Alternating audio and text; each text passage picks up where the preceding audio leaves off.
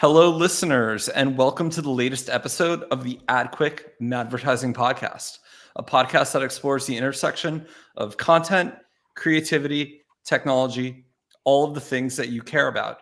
Today, we have a special guest. We have Christina Vanko. She is an author, an entrepreneur, an ad creative, and just a really interesting voice online and person in the tech and marketing sector. Christina, welcome to the podcast. Thank you for spending the time. Thanks for having me. And you've also done work on some of the top brands globally I've seen in your portfolio. So you've sat in the shoes of many of the people listening to this.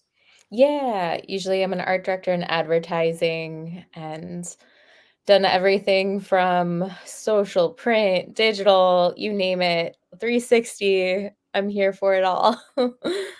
Awesome. And yeah, in terms of just being an industry friend, I've enjoyed your thoughts on social on pretty much every topic, which I love to see from creative professionals. I think you're an amazing polymath. You have, perspectives on so much that happens in the world. So I was so glad when you agreed to come talk to our users. Thank you. Yeah, I think especially partially being a creative is just knowing what's going on in the world and really diving into those human truths. So it's a necessary part of being a creative and just overall ad creative.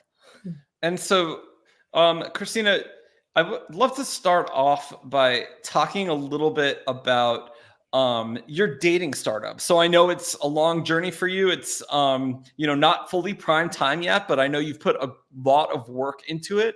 Do you want to talk a little bit about what you've built and sort of what the inspiration is for it? Because I think what you're working on is pretty unique in this space.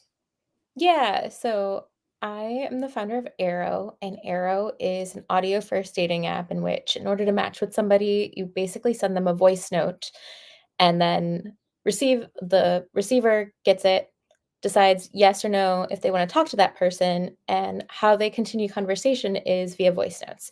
So basically, having real conversation from the get go. And learning more about people's personalities versus just relying on a hey, what's up, or how's the weather, weekends, and a few photos. So, personality has always been really important to me because you learn so much about a person through their voice, their their intentions, their whether they're making a joke or not.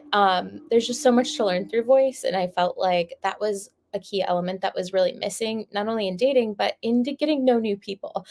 Um, so I created Arrow in order to kind of solve for that, but at the same time foster better relationships and kind of get relationships off on the right foot from the start. Because I feel like traditional dating apps really have just been relying on text communication, and it's hard to keep that going and keep it interesting. So, yeah, I've always valued voice and I've always been a big user of voice notes. I might be a bad texter. I'm like an okay, actually, no, I'm an okay texter. I'm a better voice noter because I'm all about storytelling. And so it's kind of a contrarian idea because millennials and Gen Z are definitely text biased. Like they don't leave voicemails on people's voicemails often, right? I annoy my elder millennial friends by if they're not there, I'll leave a voicemail when like I could text. But I think it's kind of fun. Like you said, it's more intimate. I can capture so much more of the range of, human emotion and expression with voice instead of just texting. So I love the concept. I actually think this idea could potentially apply to maybe jobs as well. I kind of think dating and jobs are two areas that are so poorly served by the market, and I don't think either of them are solved. Just to be perfectly honest, I understand there's big job sites and big dating apps, and I don't think either of them serve me at all in like the slightest. Absolutely. Like I've been thinking even on LinkedIn, wouldn't it be nice to just throw like a 30-second hey recruiter, this is who I am, because especially in advertising, I feel like nobody's really a one trick pony anymore.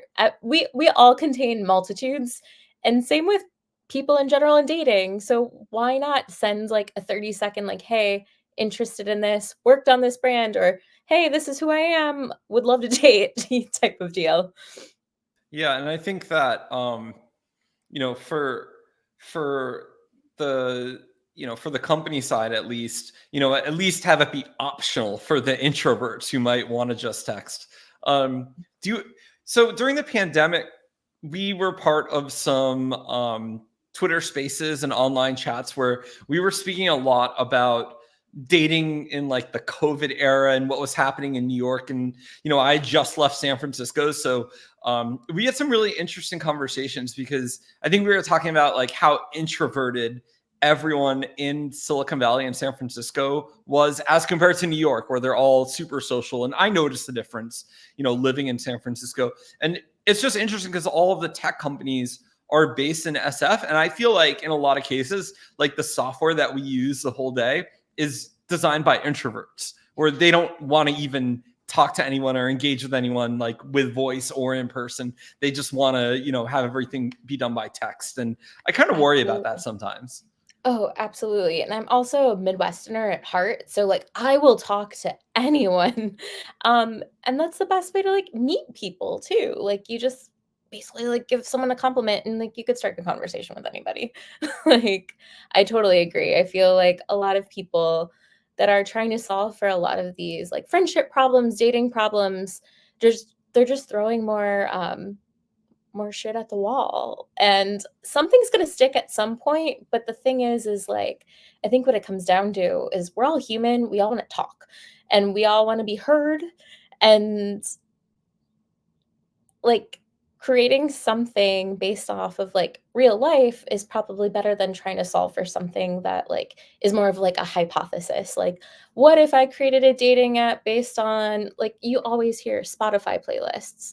Like cool, everybody loves music, but opposites do attract, and I'm not necessarily gonna love somebody who also listens to Carly Rae Jepsen. That's a whole different pool of people that I'm probably gonna be more interested into a guy who listens to, I don't know, like Interpol, like something totally different, because like music, it attracts a different type of person. So it's kind of funny.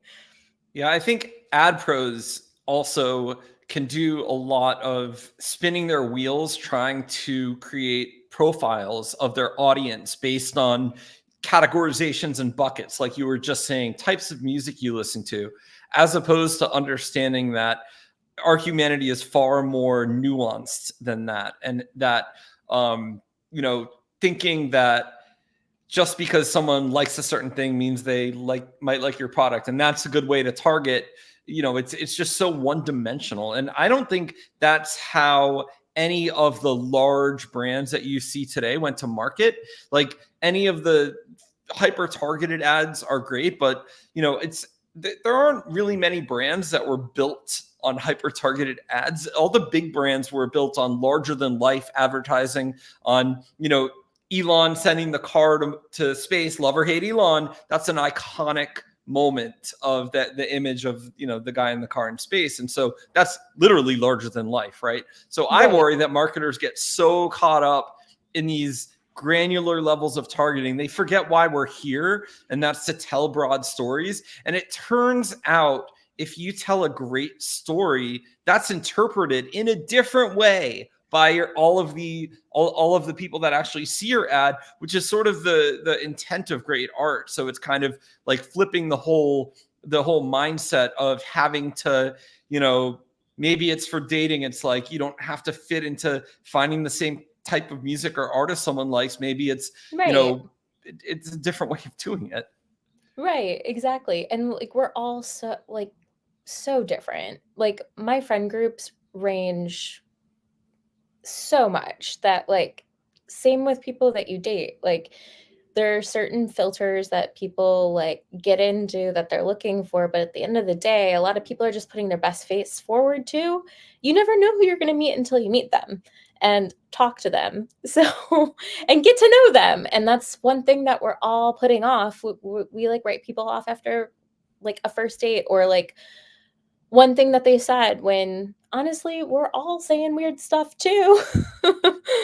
So So, in terms of like the evolution of the online dating industry, I know you follow this really well, and I think your thoughts are interesting for just all of the marketers listening, not just those who work on dating startups. And maybe I'm sure we have people listening who work at Match and the big companies. But how, how is this? How do you think this has evolved in the culture? Because I feel like it's changed from even the days when I was dating, you would, send messages to people, hope someone would reply back. I'm sure for, right. or you might just get a ton of messages and they're all spam or people you wouldn't want to connect with. But now it's, swipey apps and kind of things like Bumble where, it's a little bit of a different approach. So what is the evolution just ever towards convenience? Is that where we're trending with this category? I feel like when you hear about dating and what people want, it seems as though as they want the self-fulfilling prophecy of I can make a bucket list of items in a person and find them through filters. And like I said earlier, people put their best foot forward. They might be lying on their profiles and all that sort of stuff. But the thing is like we're over filtering and then expecting the world from just a filter or a dating app. But at the same time, too, there's so many different apps, there's so many different people like in the arena now basically saying dating is so hard. We're like overcomplicating things to the nth degree by like, oh, let's create this singles event. Oh, let's create this new app. Oh, let's join a run club because I'm clearly going to meet the love of my life when I look my worst.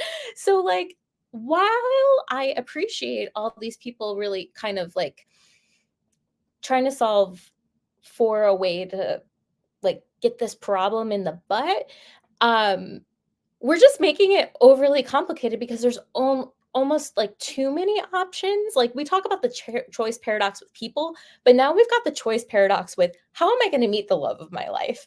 And it's honestly so exhausting because half the time you go to these dating events and everybody's kind of awkward. We're all there. It almost feels like we're this sounds terrible to say, like, I'm a reject and I'm just trying to find the love of my life now, and we're all kind of here, like, doing the same thing. But, like, I don't know. I think we're just doing too much right now to the point that, like, we're forgetting how to act just like a person in public. Like, for example, earlier today, I saw there's a run club. Everybody's wearing black to signify that they're single. But that got me to thinking, like, people who go out at bars, from the most part, they are single. A lot of people who are going out on dates, they're going to nice places. They're not going to the average Joe Schmo bar. Like they're having nice dates. So like why are we saying like join this, join that? Let's wear this bracelet, wear this shirt to signify it. And it's just like have a conversation with a person. You could get to that point and say like, "Hey, like do you want to grab a coffee?" So I think dating's a big mess right now. And we're just forgetting how to act as humans. We're doing everything in such an unnatural way. And like that's to my point, like I've always been about being very authentic, um, starting conversations with people who you're interested in or like you find interesting. Like not everybody has to like hit on people. I think that's another thing. People are getting lost in like the scene right now, they're like, "Oh, this person talked oh, they're hitting on me." No, it's like, no, we're just all trying to be human and connect. So, not everything has to be a date or like we're just complicating it so much. So, You talked a little bit about introversion. Do you think there's an introvert problem with Gen Z, and is it worse than millennials, or is it just sort of histrionics by the media? Are they really not like post college, still going out and connecting to people, going to raves, going to parties? Because I know you follow this closer than I do. right. So, I do think Gen Z likes to stay in a little bit more than our millennials. Um, and they don't really like it's funny because they love to connect. They want all this authenticity and like realness, but then are scared to pick up a phone or are scared to actually like go meet people in real life, which I understand the pandemic did a lot to us, which we're really just trying to reset life after that like 4-year period of time, like how to human again. But like I think there's something to be said for them still wanting to make real connections. And I think it's really just getting over that hump and like learning how to like actually talk to people. Like if you're talking to people online, you could talk to them in real life. And I think that's something a lot of people forget, that like at the end of the day, there's a person behind the screen, even if they're an anon. Like we're all human and like connection is literally the point. I mean, I grew up in the days of chat rooms. Like and yeah, and like people used to be like age, sex, location, where are you? And people would create parasocial relationships that way. And then it's so funny because growing up in this day and age, seeing how dating was so stigmatized with like the apps and now how it's so normalized, that it's just silly that you wouldn't try meeting somebody and like connecting in real life. So, I mean, we also have like I always say like dating is easier than ever now. And same with connecting. Like everybody's a fingertip away, a FaceTime away, even a flight away. You see people meeting all over the place. And it's a lot safer because people know each other, people know their personas. So, I think it's one of those things that like we just all got to get over it. Totally. I was I've seen some interesting charts about how like if you looked at like how people meet, it's like church, office, like anywhere, like bar is down and to the right, and then online is like basically everyone now. And so I look at that and it's kind of interesting because you could easily make a thesis that online dating and online dating algorithms will shape the future of humanity, or maybe just America, even Yeah. more than search algorithms, even more than, streaming, even more than, TikTok or anything like that, because ultimately those algorithms are deciding maybe who gets together and who has kids. So there's like a Right. really interesting thesis there. Does that give you any anxiety? Is there like, do you think there's much like, do you, are there ethics that go into that design of algos? Is it still just a wild west?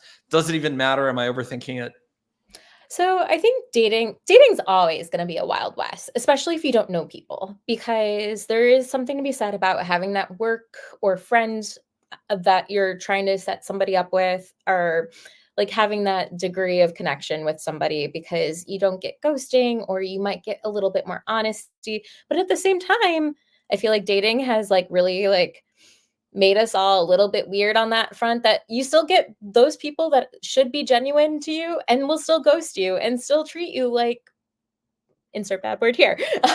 Um, but like the algorithms, I think if anything, like I remember especially when I started dating, I was like, wow, like I'm a huge extrovert. I love people. I feel like as I've gotten older, a lot of people also don't love people as much.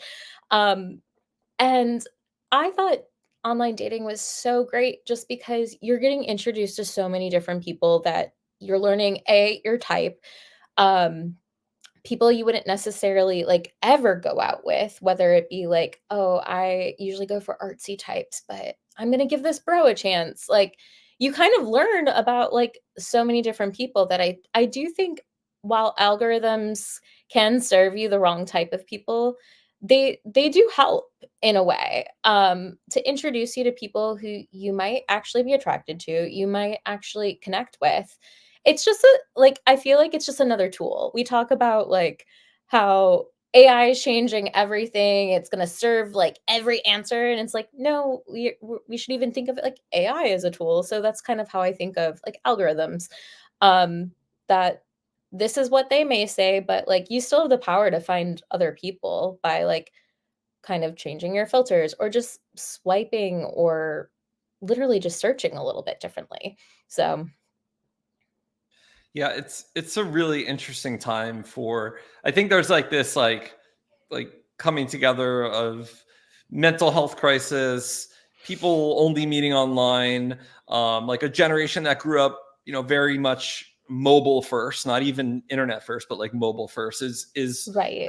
creating like you said, humans are having to figure out how to human again. And there's kind of the sort of bullish accelerationist case that says, look, we've adapted and evolved everything in the past, and it's just growing pains, and it's all going to be fine. And then there's kind of the John hate types who are like, well, maybe don't give mobile phones to kids until they're 18 so they can develop those in-person social habits, unencumbered by having notifications in their pocket that put them up. It's a big comparison machine of one person to everyone on the planet, as opposed to they're just being connected to their local community. So I'm kind of a centrist in all of this. I don't think technology is like the devil and inherently bad. I also don't think, I'm not like a pure Luddite. I think it's good to be able to, like, I still think it's social media in particular is net good. I've been posting to the internet since the 90s. Certainly it was a lot calmer, and it was just a bunch of us nerds sharing ideas about, building computers and music and like really geeky topics. But I look back on that and I'm like, there are really good uses of these tools as well. So I think we'll figure it out. I think any growing pains that happen now, it's like, this is early days of what happens with technology and humanity. Right, exactly. Like kind of like I said earlier, like dating apps and like the beginning of Tinder was, yeah, really strange and different for a lot of people on the outside looking in. But if anything, it brought people on more dates. And like today, like how I first started using Tinder way back when, like I remember traveling alone. I was 24 years old and I was like, I'm a solo traveler right now. How can I use technology a little bit different? And Tinder is a place to meet people. And I met friends that way. And I was like, hey, you're a solo traveler too. Like there's always weird other ways to use a certain app that like you figure it out and you're like, oh wait, that was actually a very incredible experience that like we'll get there on like a lot of these things. It's just, yeah, like you said, there's growing pains that always start literally any type of change out. This is like the inverse of Twitter is not a dating app, that whole meme where actually using dating apps just to meet people socially. And I think that's the outcome of a dating app probably is higher of making a friend than necessarily finding a mate anyway. If you're not Right. if you're not a completely awful human or just there for one reason, it's, you could find, hey, this person is just someone great to connect with. So I actually like Right. that bias, because you could approach online dating with, hey, the worst thing that could happen is I make a friend, versus, Exactly. okay, the worst thing that can happen is, I guess the worst could be like someone kidnaps me. Hopefully it doesn't come to that. But Right. Yeah, and I think, like, that's the thing. A lot of people treat first dates so seriously that, like, no, it's, "Hey, like, you're a stranger, I'm a stranger. This is just a way that us could, like, feel things out to see if we even wanna see each other again." Like, this doesn't have like, it's so funny to think, like, I'm getting dressed up to meet the love of my life, and yeah, I've never met them before, I know nothing ab no, that's so like, I go on first dates approaching it like, "Hey, like, this is who I am, like, let's see if we like each other to see each other again." So, I think there's just so much pressure. do you think rom-coms have done damage there? Because like I feel like that's where that comes from, where someone thinks it's going to be like this, epic end all be all moment. Like that has to come from media. I mean, a little bit, but I think it's just a lot of people have so many, like, preconceived notions of, yeah, maybe it is from Disney, rom-coms, like, all those things that kind of, like, really filter in. But you know what? The interesting thing is too, because like, people are so more normalized and talking about their dating lives right now, and everybody's talking about their amazing experiences and terrible experiences, but you hear so many, like, lovely experiences, like, on TikTok in these 2-minute stories that I'm sure there are people that are like, that could be me. I'm gonna go for a walk right now and I might run into the love of my life. Which any moment is that, but I think like what I said earlier, like you can't go searching for it. You kind of just have to let life happen as it will. And like if you're constantly dressing up and like that's exhausting. Like you can't fake that for life. Like, you might as well meet people in an authentic way. So, it's I kind of funny. As a side note, I'm so glad I met my wife before the chances existed that someone could be using my date as a reason to make content Oh online, my because gosh. that sounds so terrible. So bad. No, I know, and, like, that's another thing, like, respect the sanctity of, like, a date and meeting people, and I think a lot of people are just yeah, they're like, "Oh, I could get so many likes, so many views," and it's like, do you really wanna start off a relationship that way? Like, where's the romance there? Like, I get, like, the cute little, like, meet cute, "I just met this person, if anybody knows him," like, that's cute, like, that's a great way to use social media, but if I'm gonna tell the world about, like, a terrible date and, like, maybe that person comes back and, like, redeems himself, like, that's no, I would just keep things private until, like, you're ready to talk about things. So I want to switch gears a little bit. You've written a book, which is so cool. It's something I've always wanted to do. I only have a blog. Maybe one day I'll write a book. We'll see. But you wrote a book on hand lettering for everyone, which is a fascinating topic. Do you want to tell our listeners what your book is, what it's about, and like kind of give the 30-second version for someone to make a purchase, hopefully? Yeah, actually, I've written 2 books, which is kinda silly. My first book, it's about hand lettering, which it's basically illustrated typography. I'm first and foremost a designer, and so I drew a lot of letters in college because it was a way to get around paying for fonts.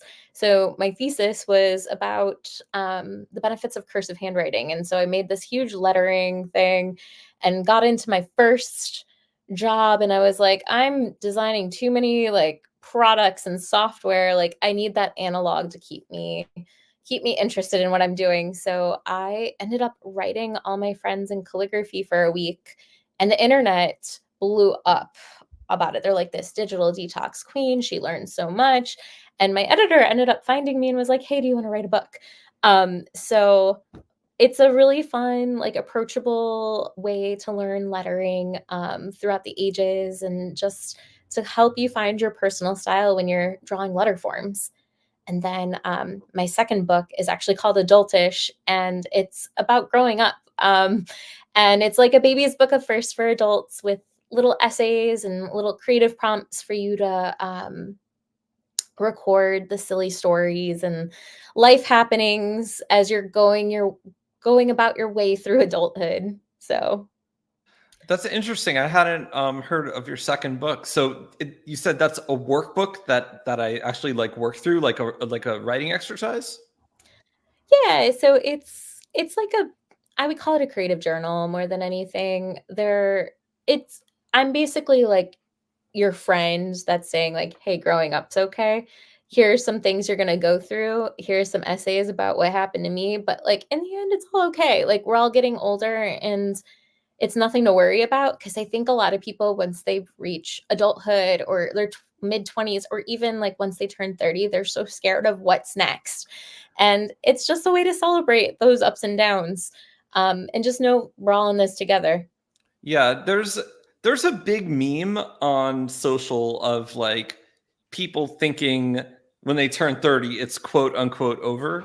And obviously fear of aging is not a unique thing for millennials and Gen Z. This is obviously something that it's existed since the beginning of time. But I Right. think it seems like there are some people who are especially histrionic about turning 30, which first of all, it's arbitrary. Like it doesn't matter. Like there's no difference between being like 28, 29, 30. It literally feels the same.